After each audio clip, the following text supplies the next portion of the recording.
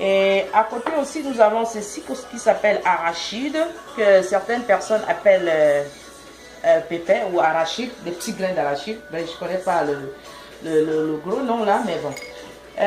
Ici, nous avons ce qui s'appelle, c'est aussi un loulom memba.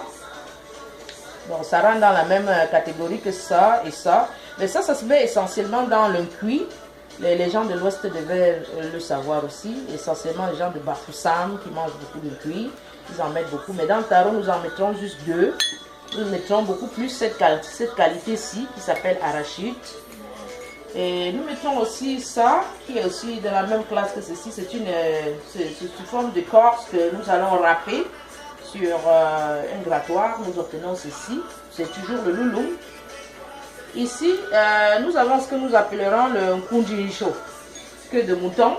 C'est en langage vernaculaire tout ça. Donc, tous ces condiments, vous pouvez les trouver dans les marchés africains, oui.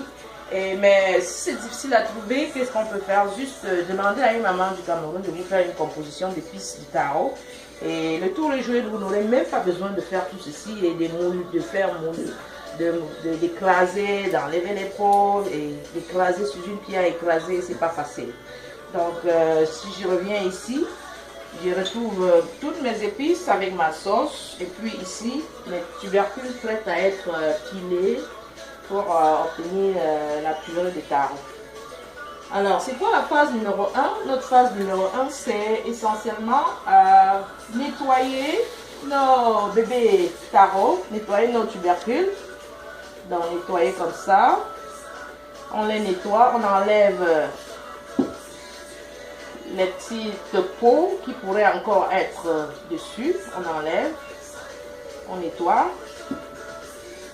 Nettoyer les bébés taro. Ensuite, vous nettoyez la maman taro aussi, la grosse tubercule. Ça s'appelle makumba en réalité, en langage vernaculaire, c'est le makumba. Donc, vous nettoyez tout ça. Vous enlevez les petites peaux qui pourraient être encore là. Puis, nous allons couper ça pour que ça puisse cuire. Parce que la purée, on doit la faire, ça doit être bien cuit. Donc, il faut couper pour que ça passe pas trop de temps au feu.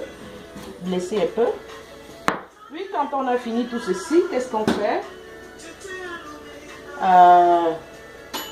Nous allons laver